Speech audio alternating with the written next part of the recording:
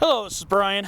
Today is Tuesday, August 8th, 2023, and I'm here in the San Bernardino Mountains, northeast of Big Bear Lake. I'm at about an elevation of 6,100 feet above sea level, right off of Highway 18. It's time for a spotlight on shrubs video today. Today, I want to focus on this awesome plant here. And this is the Mojave Yucca. Finally gonna spotlight this one. Been wanting to do it for a while. Could have done it when it was in bloom, but I missed the boat on that.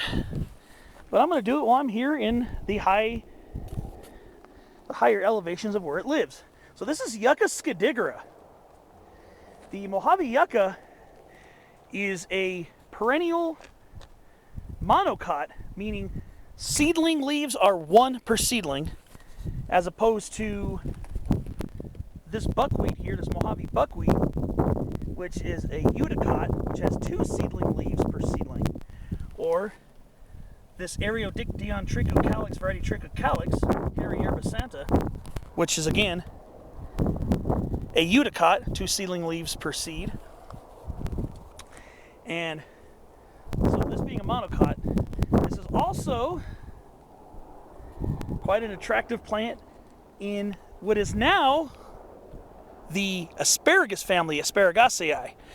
The genus Yucca has had a very, very confusing taxonomical designation. And not so much the genus name, Yucca has been pretty widespread for a long time. There's no disputing that. However, the family name, what family do these belong to? And I just mentioned that they're in the listed now as being in the Asparagaceae, the asparagus family. But in the past, they've been known to be listed in the lily family, the Liliaceae, and a little bit more recently, the agave family, the Agavaceae. Now, pretty much the agave family, according to a lot of botanists now, are being listed as in the Asparagaceae. So we're going to go with that for now, Asparagaceae. So Mojave Yucca is a often multi-trunked, shrubby thicket forming plant that gets up to maybe about anywhere from a few feet to occasionally up to 10, maybe rarely up to 15 feet tall. And it is a common resident of our deserts, our low deserts, high deserts, and even up as high as at least 6,500 feet here in the San Bernardino Mountains. I've seen it at least at 6,500 feet, along with its other yucca relative, the Joshua tree, which is another spotlight video I've recorded on this day. Look for that as well.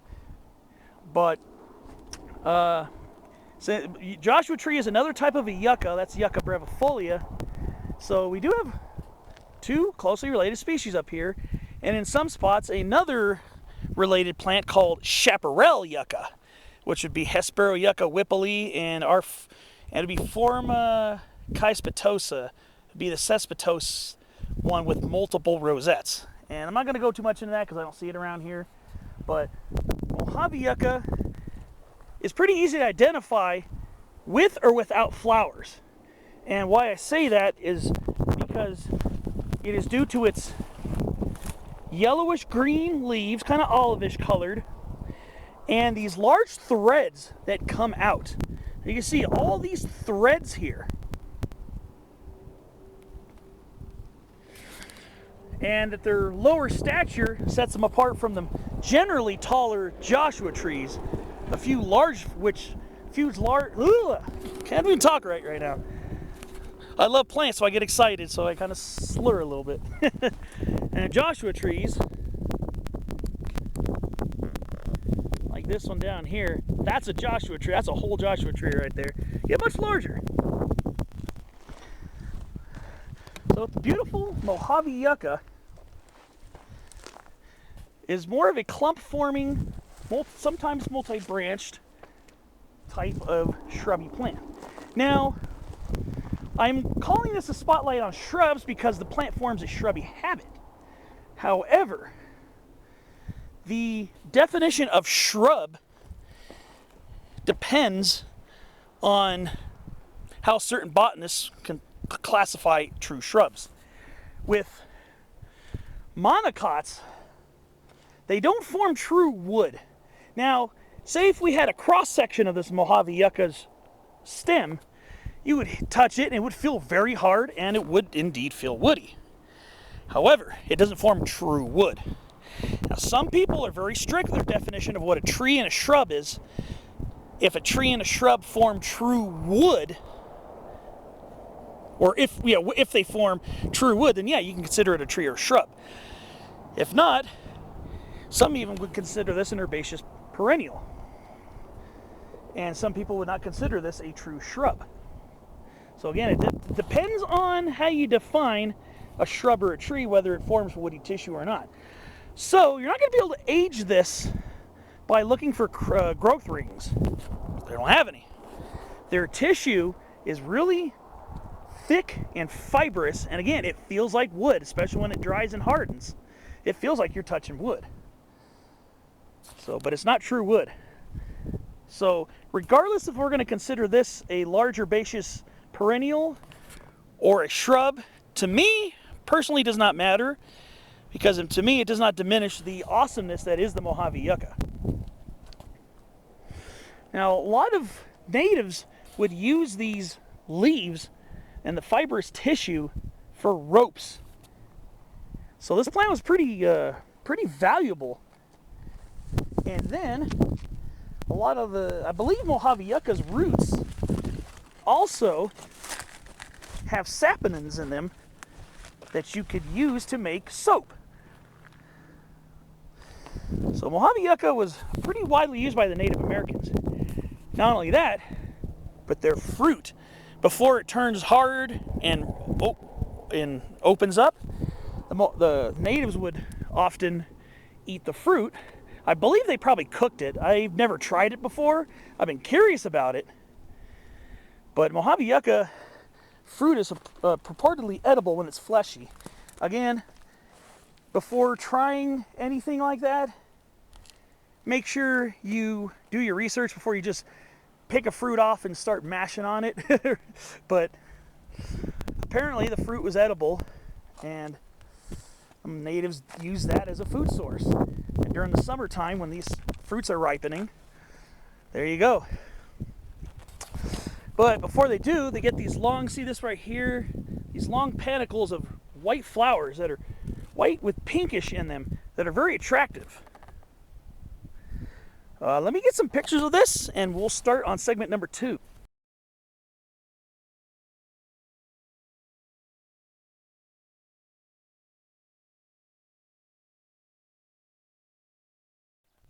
So in the springtime, they send up these huge panicles or conical flower clusters that are very showy in the spring months. And they're very beautiful actually. And they put on quite a show, and again, after the flowers become the fruits. Now, one thing about the yucca species that we have is that they are very heavily reliant on this moth. And it's called, it's in the genus Tegeticula. And it's a yucca moth. And it's the type that pollinates the flower, and then it also lays its eggs inside the developing fruit, and the larvae eat some of the seeds so they can grow up and develop into moths, but leave enough seeds for future generations of the plant. So the Tegeticula species and the yucca go hand in hand. One goes, the other one's gone. So if the moth goes, the yucca's not going to reproduce. If the yucca goes, the moth's not going to reproduce either. So it's generally a species of Tegeticula moth. I'm not sure what the specific one is for Mojave Yucca. I believe each yucca has its own Tegeticula species. Even our Chaparral Yucca is in the genus Hesperoyucca, which are also related to yucca species, also rely on a type of moth, I believe a Tegeticula as well, for reproduction to happen. So there you have it with that. So again, the flowers on these are very beautiful and white with some purplish pinkish tinge on them, and are quite attractive in the springtime. Now, one video I can refer you to is where you can see some of them in flower is my March 13th, 2023 video when I hiked Atlantis Canyon in San Diego. Because not only do these guys live in the desert and up into the pinyon and juniper belt of the mountains, they also grow near the coast and foothills. So I'm here at about 6,100 feet elevation in the desert transition of the San Bernardino Mountains. Down there is towards the Mojave Desert. So I'm kind of nearing the desert right now at 6,100 feet. When I did that video at Atlantis Canyon, I was only a couple hundred feet above sea level and only a few miles from the ocean. You will find this plant from Point Loma in San Diego, Torrey Pine State Reserve near Del Mar, and you're also going to find it out in the middle of nowhere, desert. So this plant has a very wide, not only elevational range, but ecological niche. So again, where we are is pinyon juniper woodland full of single-leaf pinyon, Pinus monophylla, which forms generally the largest trees in the area. Joshua trees, yuccas, Utah juniper, Juniperus osteosperma, and lots of lower shrubs and forbs like this plant here, which is the Ephedra viridis. And then you'll find it near California sagebrush, laurel sumac, lemonade berry, all those coastal plants that don't really like a lot of cold weather. And yet we're up here where it can get to probably below zero on occasion. So quite a wide ecological niche that this plant filled out. And that is a nice chunk of why this plant is so fascinating to me, is because of its wide ecological niche. So Mojave Yucca is quite an incredible plant with a very wide variety of habitats. It's just such an amazing plant. So I'm going to go over to another quick clump, and I'm going to point out its close relative here and how we can tell the two apart when they're closer to each other. So here I am at this one here, this Mojave Yucca clump. This one has a little bit shorter leaves over here. This might not be quite as vigorous of a stem. But again, telltale signs. Thready leaves. Here we got much larger leaves here. So another species which sometimes forms a even lower clump would be called the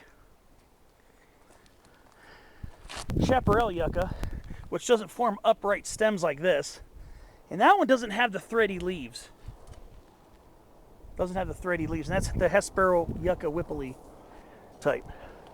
And we also have Mojave Yucca's closest relative here in this area, and that's this right here. This is the Joshua tree, Yucca brevifolia. Now, with Yucca brevifolia, there's more of a grayish-green cast. Some areas a slight tinge of bluish-gray, but mostly a grayish-green cast. Much shorter leaves, hence the name brevifolia, and generally a more upright habit that sometimes can form the size of a small tree. So it's pretty interesting how this is, how these yuccas, and they go close contact with each other here in the San Bernardino Mountains and some other parts of the Mojave Desert.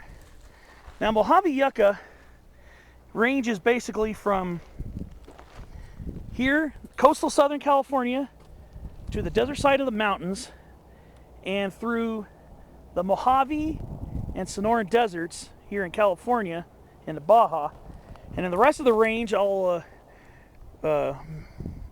put out. I believe it does range into other states.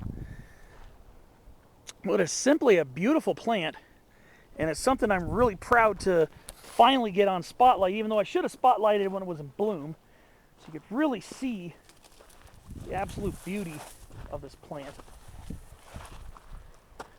But that's Mojave Yucca right there, Yucca schidigera. Absolutely fantastic plant to have around here. Makes a good drought-hardy garden plant because it does tolerate very much desert conditions and also low rainfall of the San Diego County coastline. So there you have it. Mojave Yucca, Yucca schidigera, here in the San Bernardino Mountains of Southern California. Thanks for watching my spotlight, and I'll see you on another episode soon.